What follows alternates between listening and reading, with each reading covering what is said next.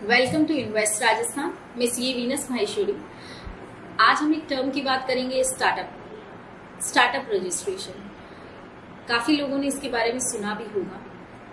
आज हम डिस्कस करेंगे कि कौन स्टार्टअप इंडिया का रजिस्ट्रेशन ले सकता है और इसके बेनिफिट्स क्या हैं और इसको लेने का प्रोसेस क्या है। तो सबसे पहले हम बात करते हैं कि हु आर एलिजिबल, यानी कि कौन इसका रजिस्ट्रेशन ले सकता है। इसकी कुछ कंडीशंस हैं। अगर आप कोई प्राइवेट लिमिटेड है या आप कोई एलएलपी है, that is limited liability partnership firm है, या फिर आप कोई रजिस्टर्ड पार्टनरशिप फर्म है, तो आप इसका रजिस्ट्रेशन ले सकते हैं।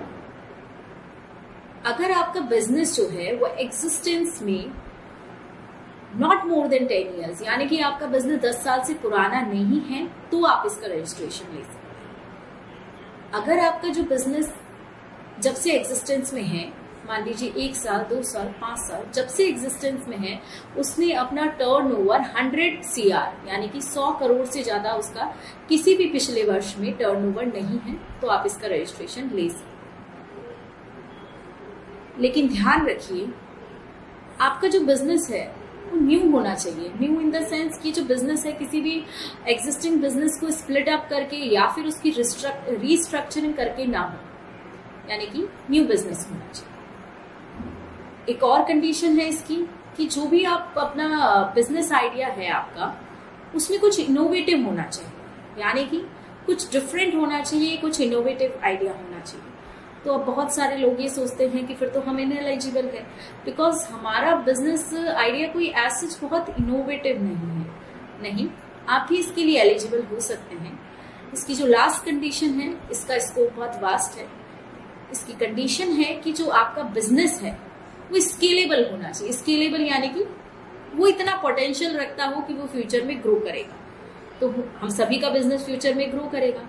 वो इतना पोटेंशियल रखता हो कि वो एम्प्लॉयमेंट को जनरेट करेगा, और वो इतना पोटेंशियल रखता हो कि वो वेल्थ को क्रिएट करेगा। तो हम सभी स्टार्टअप इंडिया का रजिस्ट्रेशन इस कंडीशन के माध्यम से ले सकते हैं। ये कंबाइंड कंडीशंस हैं। अगर आप इनमें से किसी से भी आउट होते हैं, मतलब किसी भी कंडीशंस को कंप्लाई नहीं करते हैं, तो फिर आप ये रजिस्ट्रेशन नहीं ले पाएंगे। स्टार्टअप का रजिस्ट्रेशन 2 से 3 वर्किंग डेज में एप्लीकेशन के बाद मिल जाता है। अब हमें क्या फायदा है इस स्टार्टअप के रजिस्ट्रेशन को लेने से? हमें क्या फायदा है? अगर आप कोई भी पेटेंट का रजिस्ट्रेशन लेते हैं तो उसमें आपको 80% तक, यानी कि आपका 80% पैसा जो फीस है, गवर्नमेंट फीस, वो माफ हो जाएगी। इसके अलावा जो उनकी प्रोसेसिंग रहेगी वो भी थोड़ी फास्ट रहेगी कंपैरेटिव।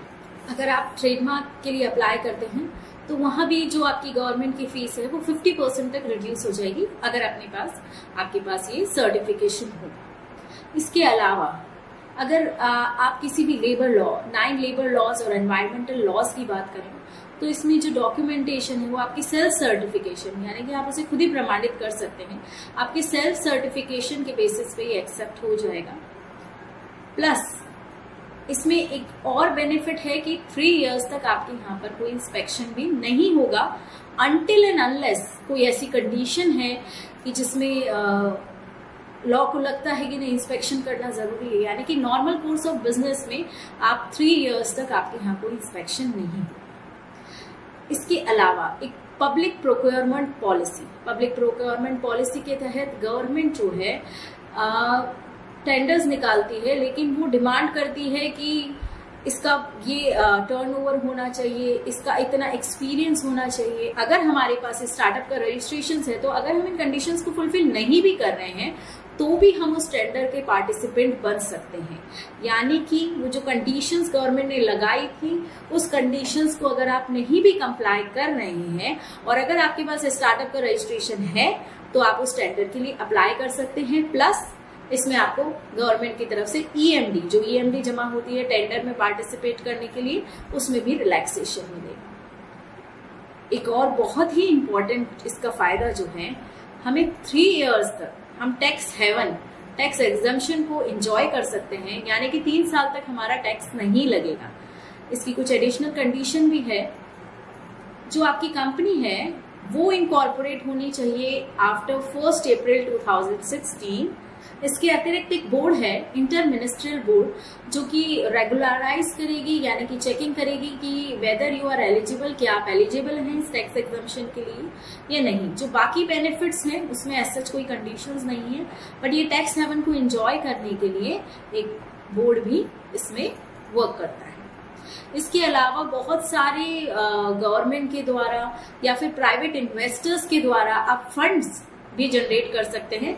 इन्वेस्टर्स को अपना आइडिया एक्सप्लेन करके, बैंक में अपना स्टार्टअप का रजिस्ट्रेशन दिखाकर, ये आपको हेल्पफुल रहेगा फंड जनरेट करने में भी।